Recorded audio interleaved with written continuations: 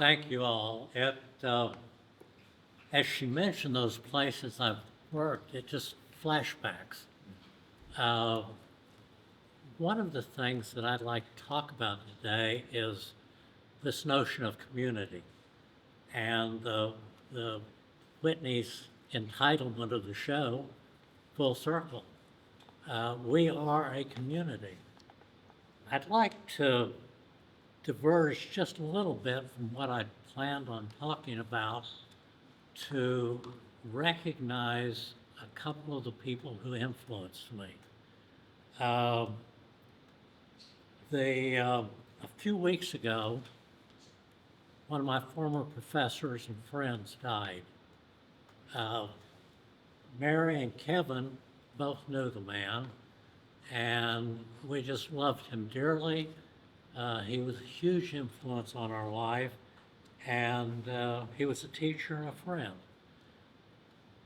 While I was a student at Phillips University in Enid, small private university, Jim Bray was one of my professors. And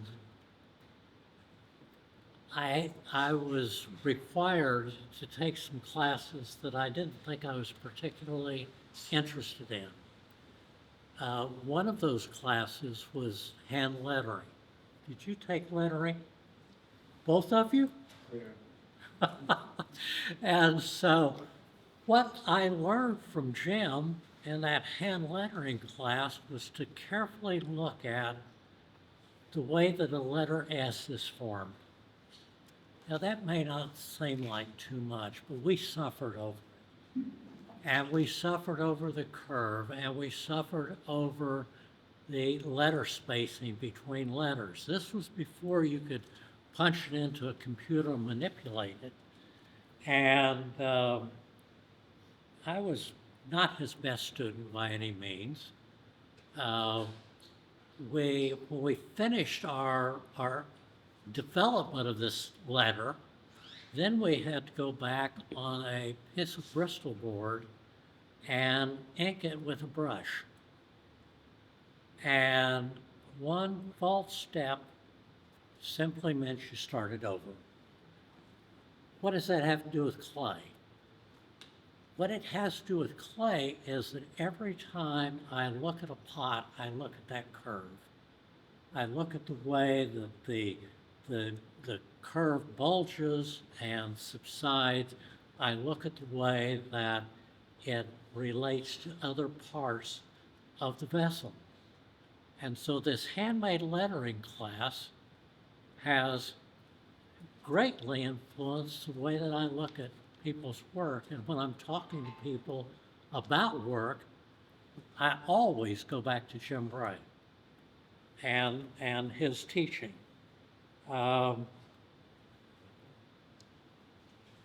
Recently, one of my former teachers, Rick St. John, who was at the University of Wichita for years, he was my graduate professor, was talking about Val Cushing and what an influential person he was in Rick's career. I didn't know Val. I met him on a couple of occasions. He was a wonderful man. He was a wonderful teacher, but I refer to his work almost every day.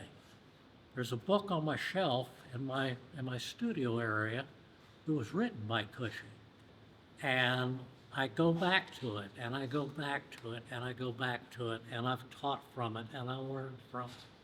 And so this idea that we are not an entity among ourselves. We are a part of a circle, and the circle repeats itself.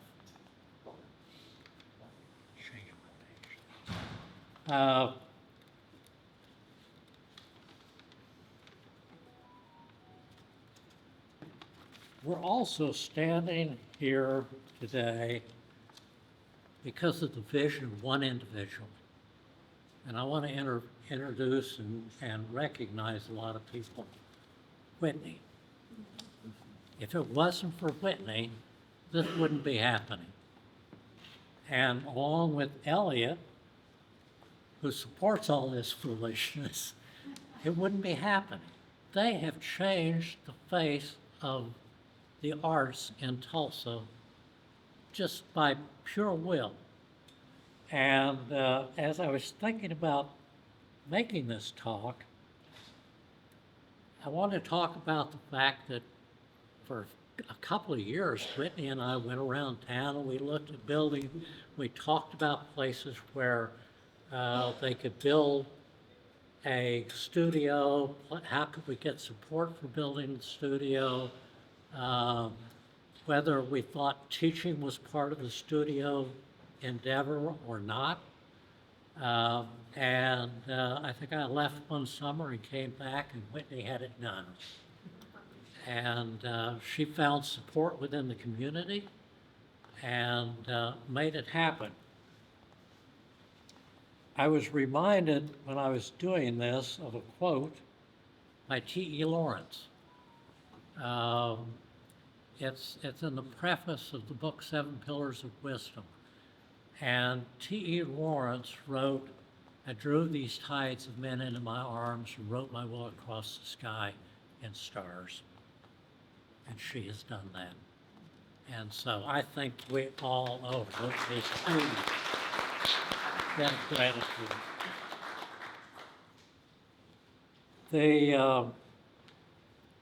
The studio allows us to work in a wide variety of areas of clay. Clay is not, somebody asked us a few minutes ago, say, well, describe what you do. And I can sit here and lecture without notes for 2 hours on glaze formulation. That's just one, and that's only stoneware glaze formulation. I don't know anything about the rest of it. That's one small part of what we do. What we do is an exceptionally complex technical medium, and visually it's almost limitless. So I couldn't start to explain what we do. I'm reminded also, is Kathy Edwards? Is she, Kathy? Oh, there she is. Right there, Kathy. You. You! That woman right there. Oh my gosh. You didn't think I was listening in church, right? Say? You didn't think I was listening in church. Yeah, that's correct. We drink from wells we did not dig, and we rest in the shade of trees we did not plant. And that is what this community is about. It's drawing from people who did things before us and adding to that and building on it. Mentorship. I think that's why I'm here. I thoroughly enjoy the process of mentoring, of trying to bring people along, because I've done this path. I could go home and watch television for the rest of my life. Well, I can't, but I won't. But I thoroughly enjoy this path of bringing people along. I thoroughly enjoy the conversation in the studio of, have you considered? You know, what are you thinking about? Have you considered that there are other possibilities? And what if? One of the things that I frequently ask my students is, what if? You know, they would get to be so focused, so narrowly focused on something that they would forget all these other possibilities of what if. And so that conversation happens in the studio a lot. I know that there are people in the studio, when they see me coming, think, oh my God, what questions is he gonna ask? I can't help myself. I'm a teacher. I was born a teacher. But that idea of what if what if that letter spacing is different? What if that curve on that S is different? What are you trying to tell us with that particular expression in design? And I find myself not asking myself those questions. I try to ask them as often as possible, but the what if and have you considered has to be part of our decision-making process in making these objects. And every one of these objects has thousands and thousands of individual decision-making processes. If we're not making them, we're not thinking. And if we're not thinking, get a job at Walmart.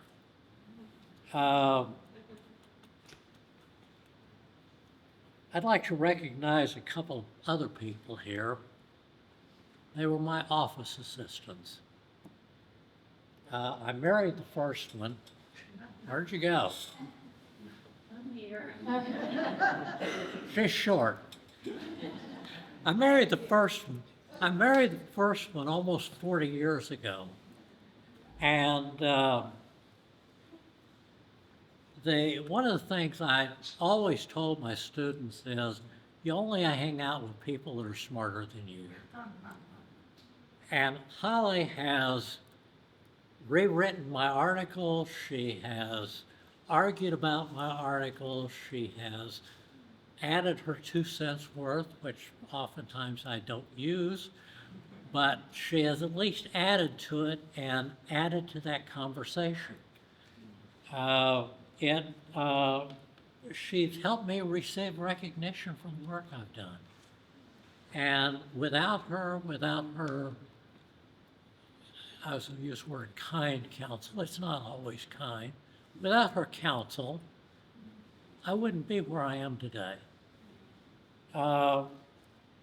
She has carried this idea of mentorship forward. And these two guys here are welcome house guests in our house. They sometimes just drop in. They frequently come when we need help. They found most of the pots in my house and asked questions about them. They haven't found all of them yet. But every time they come and visit, they go into our collection, which is massive. They go into our collection and pull pieces out, and they want to talk about them, and they want to talk about the people who made the pieces. And within the last year or so, they've met a couple of those people. I don't collect my own work. I think there's 2 or 3 of my own pieces in the house. I collect other people's work, and that collection, those collections are like having friends in my house. I get up in the morning, have my morning coffee routine. I get up in the morning and I go to my cupboard, which has 40 mugs in it, and I decide if I'm going to drink out of his mug. And as I'm doing that, I just kind of have a conversation with this person. They're not all surviving. They're not all with us. I'm not sure I could absolutely identify everybody that I own their mug, but they are remembrances. They are lessons. They are things we've learned from our experiences. Holly has offered accurate critiques on spelling, okie grammar, art, design, the history of art, all manner of things. The second person I want to recognize is Mary Whitney. Mary, yeah. Well, Mary and I met, a dozen years ago when I walked into the art department down there as this new guy. Mary took the burden off of me, that's what I'm saying. Yeah, well, Holly's got plenty of stories for you later. So, I still frequently turn to Mary for counsel and for suggestions and for ideas. We were having a conversation the other day about probably this presentation, and I invited Mary to join us because I knew she would have good input into what this conversation was about. Finally, I'd like to recognize Leland Leslie. Leland was their high school teacher. He survived it. He has served as a mentor. He has directed them. He has made those suggestions. He's a mentor.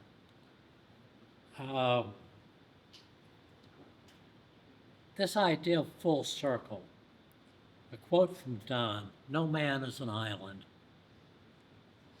We are not out there by ourselves. We're doing this because there are other people within this community that Whitney built that assist every one of us every day.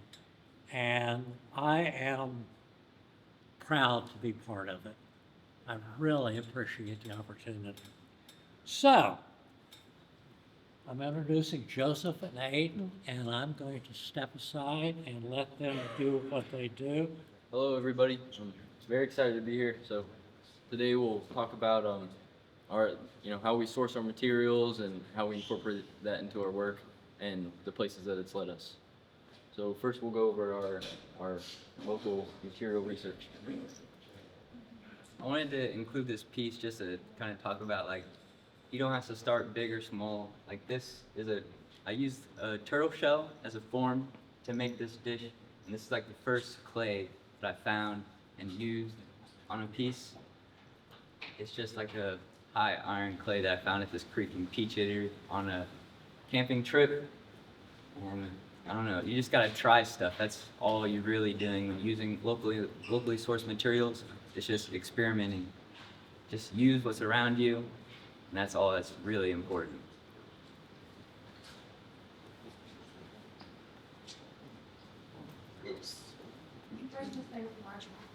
Thank you. So this is the clay, I guess, that got me started. That got me very interested. So I heard about people like using clay in their work, using clay that they dug up before, and I thought that was interesting, but I didn't really know where to start with that. Like how do you find clay? And so one day I was mowing this lady's lawn, and I saw this little orange patch on the ground. I was like, that looks like clay. I think I can use that. And so I touched it. It was very plastic, so I started playing with it. I made a little pot out of it. I was like, I think I could throw this. So I took it back to school, and I threw it. I was like, that's amazing. This throws so nice, And I was like, let's put it in the kiln. Let's see what happens. Does it melt? And it didn't melt, and it was amazing to me, I found this thing, like, I'm the only person who knows about this clay, and I made it into something. That's amazing. And so, like, the whole world of material opened up from there. It was like, I just kept going with stuff, finding more clay, finding more materials. And I always think material research, that's such a fancy term, But really, at the end of the day, it's, will this melt? Can I melt this? Yeah. So this was kind of one of our first expeditions. We went about 3 hours south past Ada to find this material called dolomite. It has a lot of interesting properties for making glazes. It has like 2 primary fluxes in it, so it can have a high range of colors depending on what it's mixed with. And this is a glaze I made with 100% materials from Oklahoma. Next slide. So this is a granite glaze, granite. And so I don't remember actually how I first heard about using granite in pots, but I looked up this, I started referencing like geological reports. And so I found this one about granite in Oklahoma. And so there's a lot like south here. And And so I was thinking, but I can't crush up granite, like how do you crush up a huge rock into fine powder? So I figured out that if you go to the landscape store, they have this decomposed granite. It's already crushed, it's already fine. So all you have to do is sieve it. So, we got a couple buckets of that. I sieved it, and I figured out if you mix it with wood ash and a little bit of clay, you can make this glaze here. And if you mix it with a little bit of silica and dolomite, like on the slide before, you can make this more kind of matte glaze, matte brown, black. And I'm still testing and developing, but I'm getting to a place where I can actually use it in my work. It's been like, I think a year developing it, but I'm getting somewhere.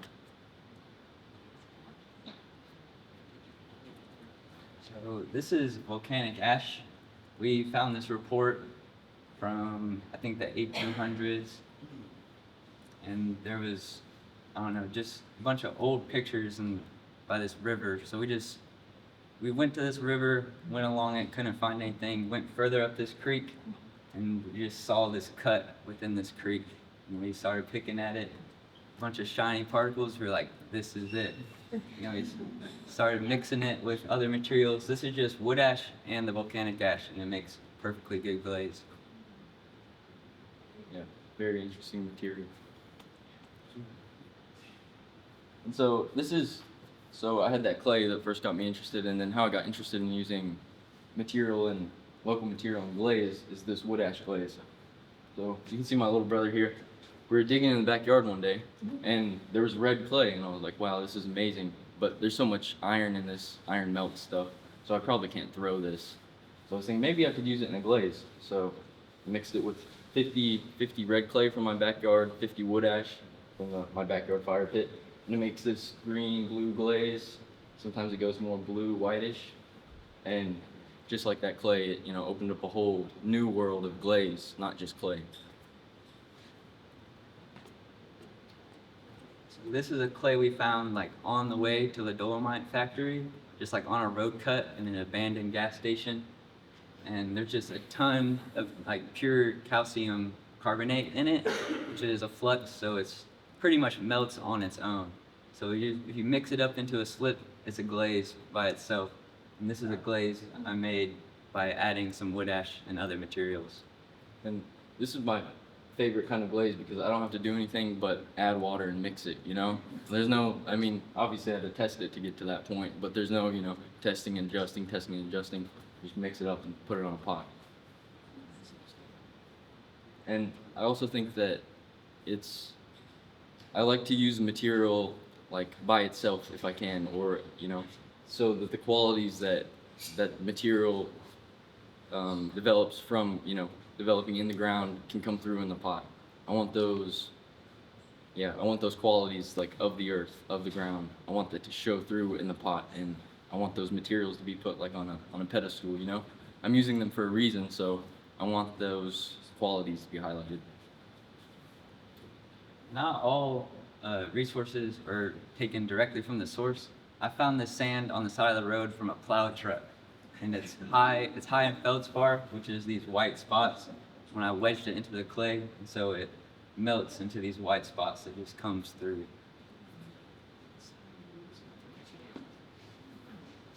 This is so there's a creek that we used to play in when we were little. We used to ride our bikes down this path, and I think some point in high school we went back, and I was like, "There's clay right there," So dug it up, tested it, and it's this beautiful orange terracotta. And so Ayden's used it in glazes. He's testing those right now. He's got a couple, but you can also throw it and fire it to a lower temperature so that you can use it as garden pots and things that aren't for food, but for plants maybe.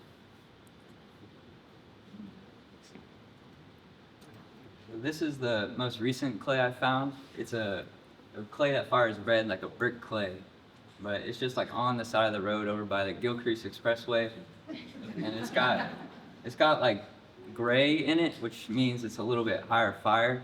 So this was fired to cone 6, but I believe the range on it is about cone 8.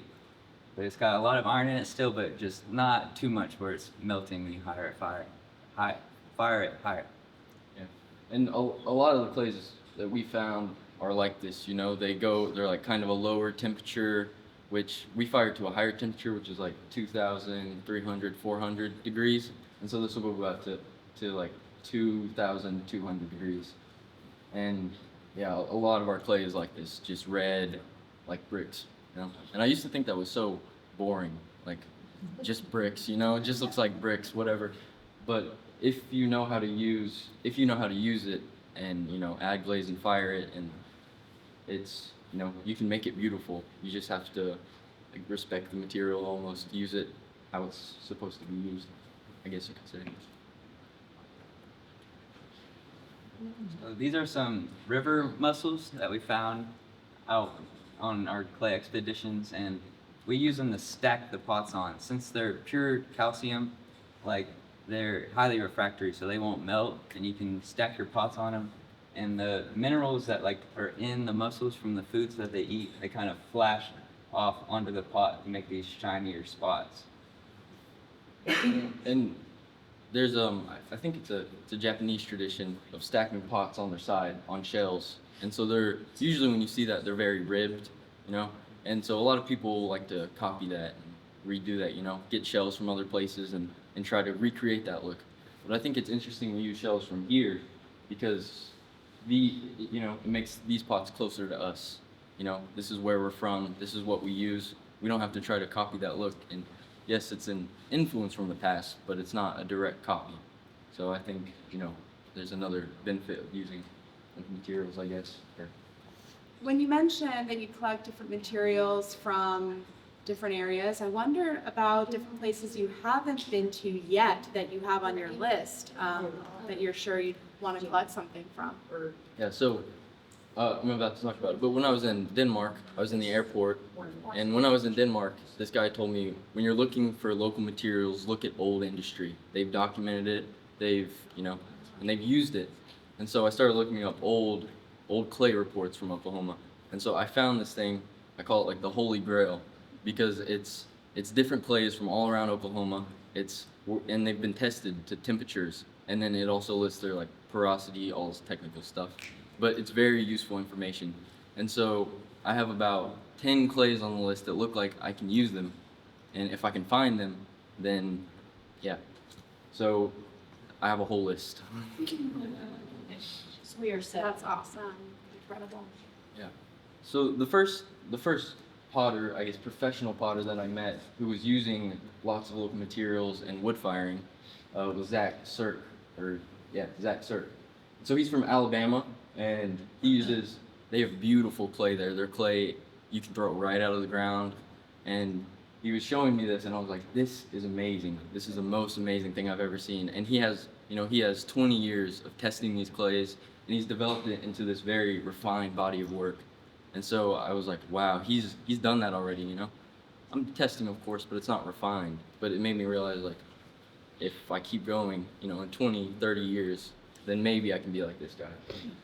And so he told me about Bornholm, Denmark. He shows work with this lady in Denmark.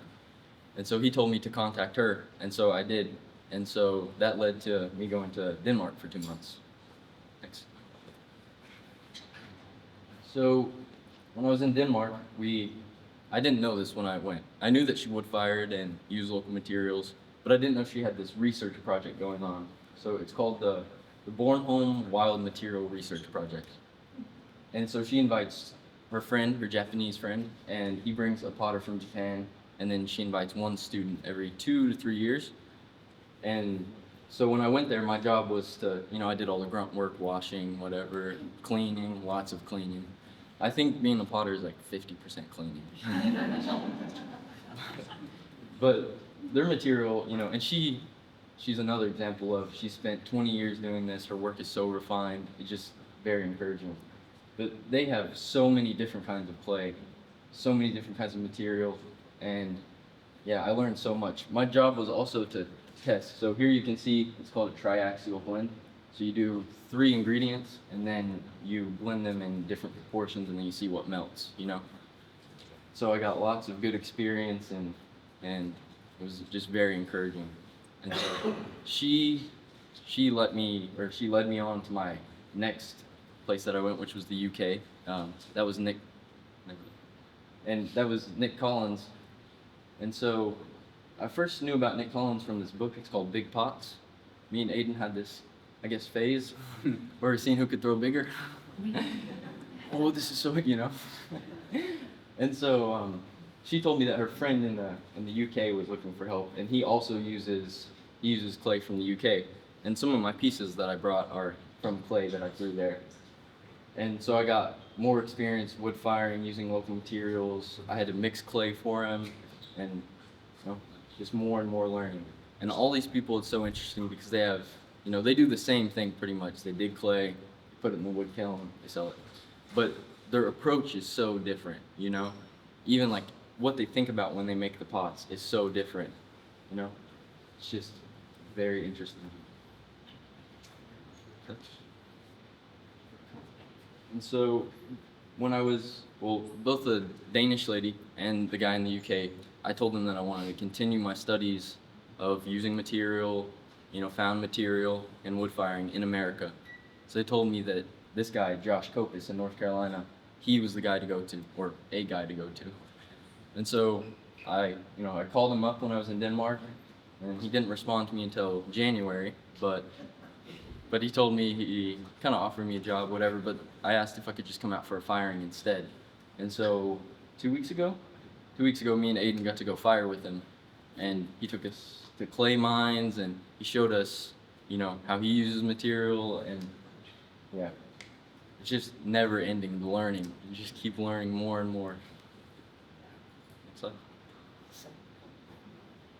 So this is kind of some pictures from the clay tour that he took us on. This was a kaolin mine where they just dig a bunch of pure kaolin, super great material for mixing into your clay bodies. And this is like an old coal mine. So wherever there's coal, there's clay. So there was 3 or 4 different clays all within the same cut of the mine. And I don't know, we got to collect some of it for ourselves and trying to develop and use it right now. Yeah. And North Carolina was amazing because they have a history of pottery. I think, colonists make pots. And so they all know what this material does. They've used it for 100 years. There's so many potters there. And this guy told us when we went, he's like, you guys are going to be like kids in a candy store. Bring all the buckets you have. So we did. We loaded my truck down with clay, and we hauled as much as my truck could take back home. Where in North Carolina were you? We're in Marshall, so it's 20 minutes north of Asheville. That's awesome. I'm from Alabama, so. So these are some of the first kilns we got to fire and develop with Lowell. This was a filing cabinet that he turned into a kiln. We melted it after about 2 firings. And this firing, we melted the pyrometer. I mean, that's how that pot over there kind of got like that. We had the pyrometric cones, which is how you read the temperature, but we were just going off the pyrometer, and it says we were at cone 6, but once we melted that, we had no idea. I mean, this was the second kiln that we fired with him. We also melted this one in 2 fires. This was mostly made of fiber, so it's not made out of bricks like most kilns. So it just wore out pretty quickly. Yeah, so this sawdust firing is very interesting because from the start, before I met Lowell, I was interested in wood firing. I saw these old wood-fired pots. And I think the first time I met Lowell, I was like, I want to build a wood kiln. Let's build a wood kiln. And he was like, well, we can't do that, but I got a sawdust kiln in my backyard. So that's what led us to melting these ones. We had some pizza ovens. Yeah, big old pizza. HOA Justin will allow kilns.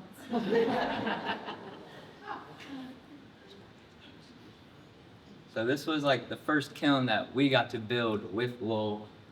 It's called the Tatsumakigama, which is Japanese for the tornado kiln. It's a cylindrical updraft kiln, so the firebox is in the bottom and the flame just goes straight through the top. And using his sawdust injection burner system, the sawdust just burns instantaneously as it goes in the kiln. So if you're not careful, it'll just go way too fast. but it fires in like 8 hours with like 8 bags of like 50-pound bags of sawdust. But we also put soda in this kiln, so we really started messing with more of the atmospheric side of firing with wood and sawdust. Yeah, this is a good little kiln. I think we got 20 or 30 firings out of it, and we got it down to a kind of a science, but the floor collapsed because we fired it so many times. So now we have to stack the shelves different and everything. But yeah, it was a very good kiln to learn on too, because the concepts of stoking and introducing fuel, by yourself, it's all there just like a wood kiln. And even though this is small, it's you can kind of get the rhythm of what you're doing, and you can like look at the flame, and now we fire this by eye almost. We fire with 2 cones, but we just look at the color the whole time and we're like, okay, we're going up, that's good, and yeah, so this kiln has been very important for learning about firing. And so after we built that kiln, Will got in touch with this professor in Missouri named Kevin Hughes, and he put together this workshop where we built this much larger version of the Tatsumaki Gama, and we got to build and fire it in a single weekend. And it's just probably 3 times the size of the one we have at the studio, but it was just a fun workshop that allowed me to go to Missouri.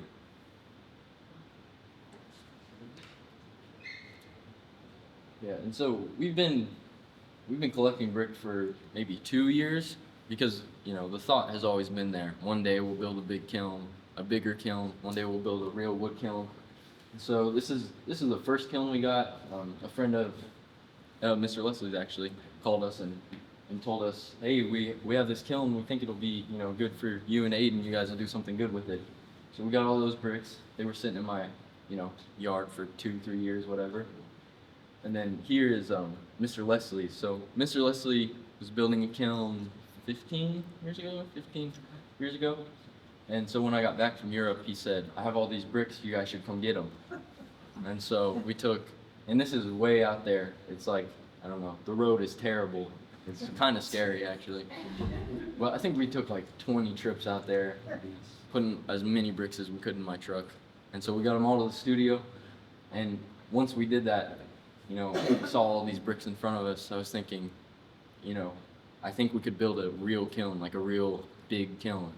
And so, having access to all these bricks is kind of what led us to building this kiln that we just finished 2 days ago. This is our wood kiln that we've been building since I think we started in January or early December.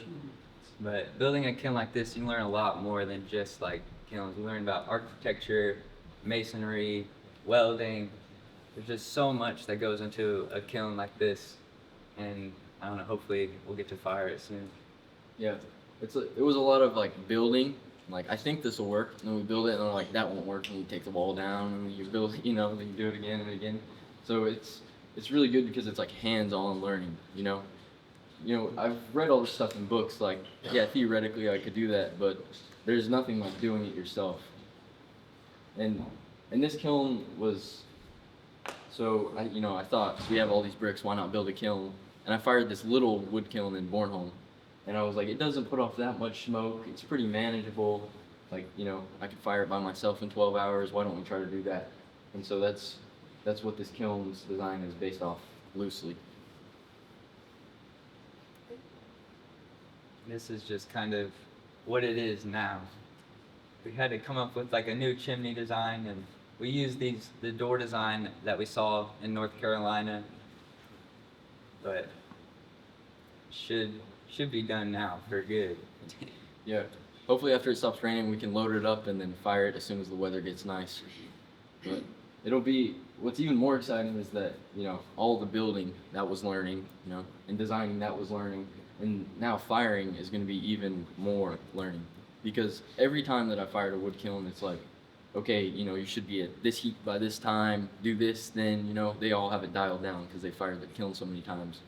But nobody's ever fired this kiln. So we're the only ones who can figure out how to stoke this kiln, you know, what to do, how to get the best effects out of it, and yeah, very exciting.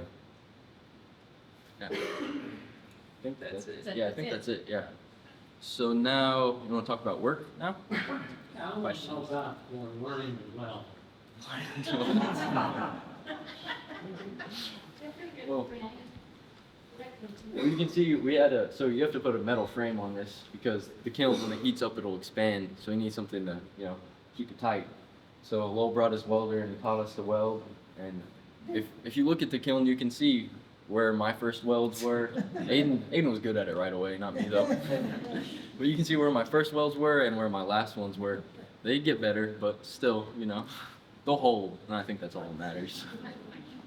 Ayden, can you tell us a little bit about the arch, about how, because that was really fun to watch.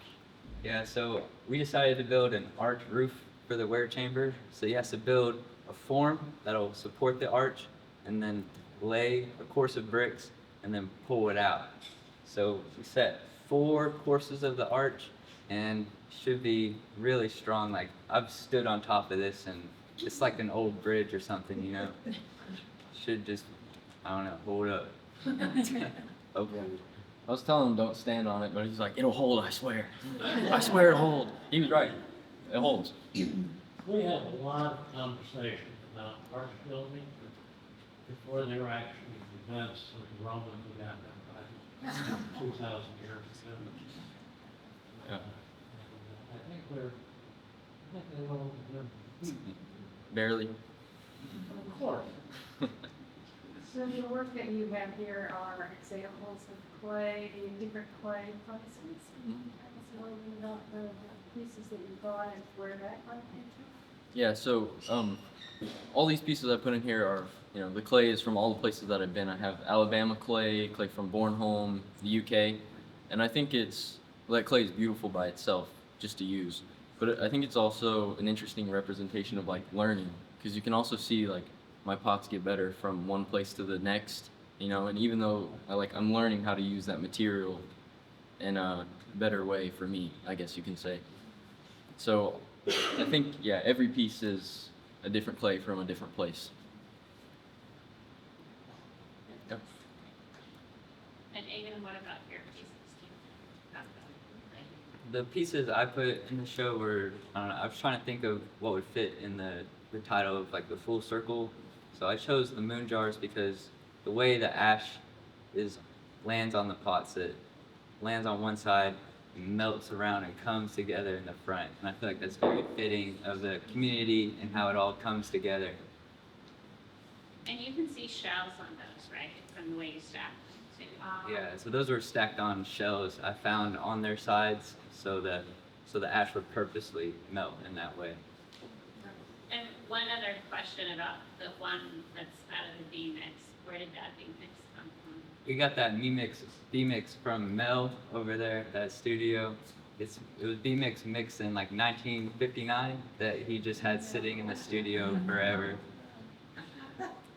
And you just, Yeah, rehydrated it, and then I don't know. We had to trade him some pots for some of it. Yeah. And this was what fascinating. I'm not a clay person. I just live around it. So, This absolutely fascinated me. in one of the sawdust kilns we fired with wool, there was mud dauber nests, and since mud daubers use clay to build their hives, these got fired in the kiln. So they're fired mud dauber nests. Yeah, it's not only us using local materials, you know, everything. Mud Yeah. daubers too. Have you named your kiln? Sweet pea. Yeah. Joseph and Ayden, I was curious, it's fascinating to hear you talk about this whole idea of experimentation.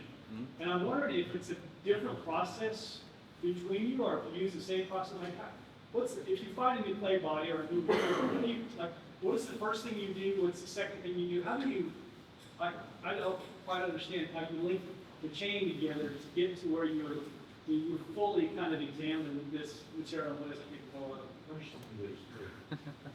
Yeah. Feel it? Yeah, so first thing, you know, crush it, hydrate it, and see how plastic it is, see how well it holds its shape, I guess. And then I like to make like little tiles to see what they'll melt at, so I fire them at different temperatures. And you know, if it fires at one temperature, then I'll go higher with it, higher with it, higher with it. And then on to making like full scale pots, so probably a bowl, like a small bowl or something. And then you see if it holds its form, you know? Yeah, and then, yeah. Lowell said you tasted it. Yes. Well, when I was in Alabama, so that guy was showing me all his clay, and he was like, "Yeah, this clay is beautiful, and if you taste it," and he popped it in his mouth. I was like, "What?" And then I didn't know what to do. I was like, "Do I taste it? Is that polite? Am I?" You know? And he was like, "Taste it, taste it, taste it." And so you know, I had to taste it. And I think only Lowell does that. I don't do it.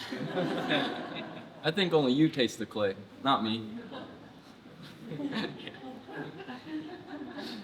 The big improvement and deleted the elements in clay because their diets are poor and they eat in clay. Yeah, I've heard that before. Interesting. Tasting it can be pretty telling of like, you feel how much grit is in it, you're not tasting it for flavor. You want to see like how much sand or how much just like rougher particles are in it, because that can be pretty telling. If like the bigger particle sizes usually have a harder time melting, so bigger particle size usually a little bit more refractory. Yeah. And then with a rock or something that I'm gonna try to make into a glaze, I'll just put the rock on a little tray and see what it does, you know? And if it melts or it gets a little bit shiny, then you're like, oh, okay, maybe it needs something to help it melt more. Or maybe it needs something to like hold it back from melting so much, you know? And then you just kind of adjust it like that. And so I don't know, I'm not very technical with all that stuff. I just know like, okay, this will make a glaze more stiff, this will make it more shiny, you know, this will do that. And so it's kind of like just throwing stuff together, documenting it, and seeing what melts and what doesn't, what looks nice too. Yeah. And I would also like to say about my work in here, I'm very glad Whitney picked the ones that she did, because I feel like they exemplify like what I'm trying to do in making pots. They show, you know, proof that a human touched it, proof that it's from the ground, and proof that flame also touched it. And so, I don't know, when you look at my work or when I look at my work, that's what I try to show. So, yeah, that's it. If you find clay and it melts, but you see interesting things in it that you want to continue to use, or you blend them with other clays that you find to retry? Yeah, sometimes I've done that before, but usually if the clay melts, then it'll be a glazed material, or just yeah, usually just glazed material. Well, you can always make a glaze out of it. Sure. And you can always mix it with other material. Yeah. And you can always fire it low. Yeah. So there's lots of options. It just may not do exactly what you play on. Yeah, or you can use it as a slip. I do that too. Like that one calcium clay that we have. I threw something in, it melted completely. Looked like looked terrible. But when you mix it up real fine and thin, then it's a glaze by itself. So sometimes the slip can almost be a glaze by itself. Thank you.